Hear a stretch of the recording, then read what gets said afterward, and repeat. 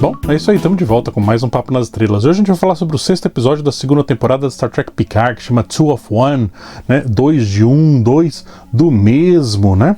E esse episódio, ele foge completamente da estrutura normal aí de Jornada nas Estrelas. Tanto a estrutura tradicional, né? Daqueles planeta da semana, né? Aqueles episódios mais fechados dentro dele, quanto também essa estrutura mais moderna, onde é um episódio todo durante a temporada inteira, né? Como se a temporada fosse um único grande episódio, né? Por quê? Porque esse episódio, ele é um heist, né? Ele é um episódio de quase como se fosse 11 Homens e um Segredo, né? Esse tipo de filme assim, né? Onde os personagens têm que se infiltrar dentro de um local, né? Seja uma festa, como é o caso desse episódio, seja um cassino, seja né? Alguma coisa, eles têm que se infiltrar e passar ali por dentro desse ambiente o mais despercebidos possível, né? Da maneira mais despercebida possível. Então é isso que é a estrutura básica, né, do episódio. Só que logo de cara a gente já tem uma outra característica peculiar desse episódio, que é, eles nos mostram uma cena logo no começo que o Picard está no chão com sangue escorrendo da boca e tal, e eles cortam e colocam X minutos antes, 20 e poucos minutos antes, né? Então eles colocam, a gente sabe que isso aqui vai acontecer.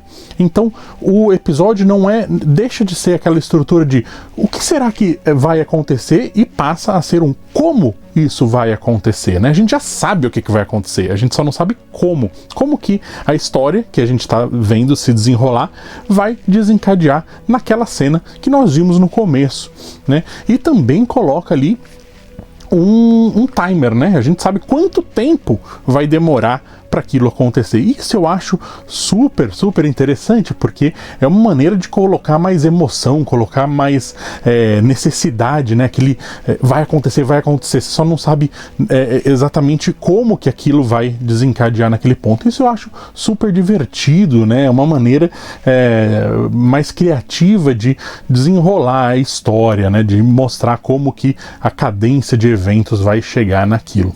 E tudo isso porque eles precisam, né, convencer a ancestral ali do Picard a participar de fato, né, da missão para a Europa, né? Então ela precisa vencer o medo, vencer a dúvida, né?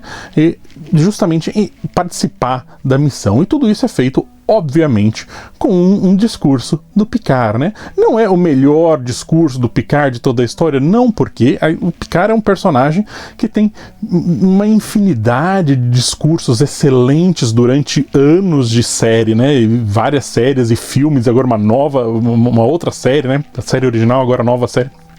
Então, é um personagem que tem muitos discursos excelentes. Esse não está no topo da categoria, mas ainda assim é um discurso do Picard. Vamos torcer para que até o fim da série, né, não só essa temporada, como a 3ª temporada, que será a final, o Picard ainda tenha um grande discurso, daquele nível que a gente lembra do Picard, né? Aqueles excelentes discursos. Vamos torcer para que o Patrick Stewart receba ainda um discurso desse patamar. Mas, enfim, é muito interessante que essa cena, ele tem um detalhe curioso, né? Justamente que é pouco utilizado, né? Nessa nova estrutura de jornada, nessa nova estrutura de Star Trek que está sendo apresentada pra gente, que é texto e subtexto, né? Isso é muito mais difícil de ser utilizado. E esse episódio tem alguns detalhes em texto e subtexto que são interessantes. E justamente o final desse discurso do Picard, né, fala, então, mas eu vim aqui para te chamar, né, porque ele se disfarça lá de segurança, numa sucessão de eventos que ninguém sabe exatamente como que o Picard se disfarçou de segurança ali, né, ele só mostra eles colocando o crachazinho e o walkie-talkie dele ali, né, então ninguém sabe exatamente como que aconteceu, mas é mascarado por outro evento que a gente vai falar daqui a pouco, né? E ele pergunta, então eu vim aqui só para te chamar, porque eles vão tirar a foto com todos os astronautas, né? E você vai se juntar a eles, né? Então, você vai se juntar à foto e você vai se juntar a missão. Existem os dois textos, né, funcionando ali, um com o texto direto, né, olha, você vai se juntar para tirar foto, né, e o subtexto que é, você vai na missão, né. Eu achei super bem sacado, assim, esse diálogo, né, obviamente super bem interpretado, porque é o Patrick Stewart, qualquer coisa, você dá uma bula de remédio para ele, vai ser bem interpretado, né, então, assim, ele é um detalhe interessante que foi bem colocado, né? Esse episódio é dirigido pelo Jonathan Frakes, né? Que é um cara que a gente já conversou diversas vezes aqui, que é um diretor de mão cheia de Star Trek, né? E ele é um diretor de mão cheia também para dirigir coisas que não são de Star Trek. E esse episódio quase que não é um episódio de Star Trek, né? Ele é uma outra coisa, né? Ele sente como uma outra coisa, o que é divertido, né? E Jonathan Frakes, que no último episódio não estava na sua melhor forma, estava meio cansado, nesse episódio ele voltou aí dirigindo com toda a força, né? Parece que ele deu uma sentadinha no episódio passado para descansar e levantou com mais ânimo para esse episódio. Esse episódio é muito mais bem dirigido, tem inclusive um take que eu vou falar daqui a pouco que eu achei excelente, né? Mas enfim, como que o Picard conseguiu, né, se desvencilhar ali dos seguranças para ir falar com a ancestral dele, né? A Jurati, que está ali mesclada com a Rainha Borg dentro dela, ela começa a cantar do pleno nada, né? E eu, como um fã de musicais, né? Eu adoro esse tipo de cena, né? Eu adoro quando pessoas começam a cantar do meio do nada. Você jura que a pessoa tá cantando, né? Então eu acho super curioso como que eles integraram, né, numa estrutura de heist, né, de um filme de espionagem, de invasão, né, de coisas secretas, eles colocaram um musical no meio ali, né, e é super bacana, porque também não é muito explicado como que a luz apaga e tal, mas como em musical, essas coisas não se justificam, né, simplesmente começam a acontecer e a banda vai junto e aceita completamente que aquilo está realmente acontecendo. Ninguém questiona também o que está acontecendo, né?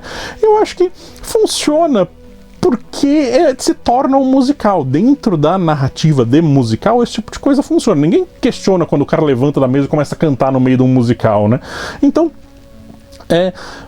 eu achei curioso como eles fizeram funcionar esse tipo de coisa, esse tipo de cena no meio do episódio, né?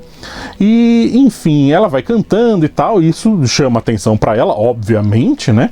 E agora ela tá ali com a imbuída, né, da confiança da Rainha Borg dentro dela, né? Então ela tem uma desenvoltura excelente e tal, né? Tudo isso, obviamente, é um plano da Rainha Borg para tomar conta de tudo, mas isso será desenvolvido depois, né? Quando acaba o show dela, né, o musical dela, ela se abaixa, né, para agradecer a plateia. E isso é um take visto de trás dela, né? Então ela se abaixa, ela some do plano e quando ela volta, ela está junto com a Rainha Borg ali do lado dela, né? Então, achei um take super bem pensado, super bem dirigido e super simples, que basicamente é uma câmera parada, né? A outra atriz só estava abaixadinha ali do lado e ela levanta junto com a outra, né, quando ela entra em plano, né? Então, muito, muito bem sacado, muito bem transmite exatamente aquilo. Nós não estávamos vendo, mas quem estava fazendo tudo aquilo era a Rainha Borg, né? Então, foge um pouco daquele... mas pera, a Jurati não sabia cantar, de onde que tiraram isso, né? É a Rainha Borg fazendo, né? E eles preparam isso durante o episódio, né? Quando ela tem outros diálogos ali com a Rainha Borg dentro dela, dentro da mente dela, né? Então, achei uma sacada super legal. Newton do Futuro aqui, porque eu esqueci de falar mais uma coisa, mais um detalhe. A música que a Jurati canta no episódio é Shadows of the Night, né, da Pat Benatar.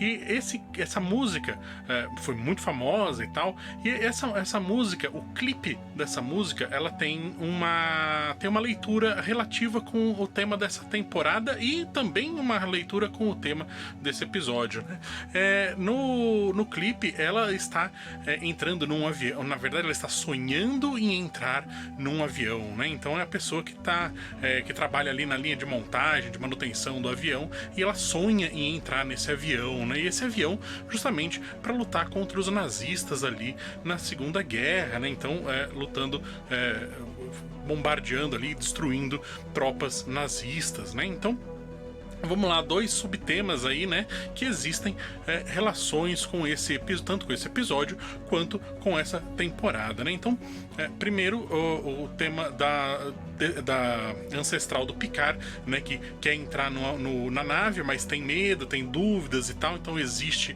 essa relação, né? E depois o tema de vamos lutar contra ali um regime totalitário, né, um regime nazista, né, que fala com esse universo, né, esse cenário que está se desenrolando ali nesse possível futuro, né? Eles estão lutando contra esse futuro muito ruim, né? Mais uma vez, falando ali com Cidade à Beira da Eternidade, aonde a Edith Keeler, a vida da Edith Keeler definiria ali se os nazistas ganhariam ou não a Segunda Guerra, né? Então existem essas relações aí com essa música, né? The Shadows of the Night, da Pat Benatar. De volta com a nossa programação normal. No final das contas, Picard, nessa missão de proteger a ancestral dele, acaba se envolvendo ali com o ancestral do Sung, né? O Adam Sung, o primeiro Sung, talvez. Por enquanto é o primeiro Sung. Se tiverem outras séries antes de precisarem do Brent Spiner, né? O Brent Spiner quiser construir uma piscina na casa dele, vai ter um outro ancestral antes, né? Mas a princípio esse é o primeiro, né? E aí ele vai lá e vai para atropelar a ancestral do Picard, e o Picard se joga na frente do carro, e então fecha o ciclo de o que aconteceu com o Picard. E depois disso, o Rios vai lá e fala, eu sei uma pessoa que pode ajudar, né? Então fecha o ciclo também com aquele arco do hospital, né? Daquela clínica que ele é ajudado ali no começo da temporada. Personagens que não tiveram nada para fazer foi a Raf e a Seth, né? Elas não fizeram nada nesse episódio, ficaram ali só de pano de fundo, o que eles podiam ter dado um jeito delas não estarem em cena, porque é ruim quando você tem personagens que estão em cena, mas não fazem nada, né? Ficam só ali servindo de vaso, né? Para preencher o plano. Isso eu acho sempre ruim. Então eles podiam não tê-las mandado para outro lugar, fazer outra coisa, né? Elas não estão aqui porque estão fazendo tal coisa, estão consertando não sei o que na nave. Estaria justificado, né?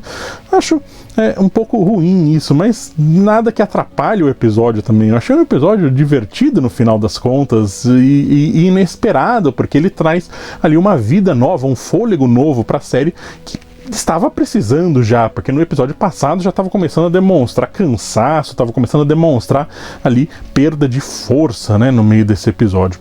E um detalhe que eu esqueci antes de acabar o vídeo é o seguinte, a Laris, né, pelo menos a Laris do passado, né, que não é a Laris, né, é uma outra personagem, ela fala em romulano rapidamente ali, né, então tem alguma coisa, né, que o episódio prepara, inclusive, né, porque o Picard fala, não, é que a Laris do futuro, né, ela é romulana, né, então vocês não podem ser. E aí logo depois ela vai e fala alguma coisa em romulano, né? Então existe alguma coisa, existem romulanos por perto, né? O que coloca sempre aquela história do romulano é o espião, é o cara que trabalha por trás dos panos ali, né? Trabalha por trás da cortina, né? Então existe esse detalhe aí, né? Vamos ver como é que eles vão desenrolar isso mais pra frente, né? Por que ela falou em romulano, né? Vamos ver o que isso vai trazer. E com isso, para finalizar, a gente tem ali a Rainha Borg tomando conta da Jurati de vez, né? Cena que vai se desenvolver no próximo episódio, né? O que mais pode dar errado, né? E aí tá a Jurati andando na rua, no meio ali do monte de carros, já tomada pela Rainha Borg, né? O que eu achei um final, um gancho legal pro próximo episódio. Muito, muito divertido. Foi um episódio bom, gostei desse. Vamos lá, vamos torcer para que continue pelo menos nesse nível, né? Então tá, foi isso. Muito obrigado por me aturar por mais um episódio e nos vemos no futuro.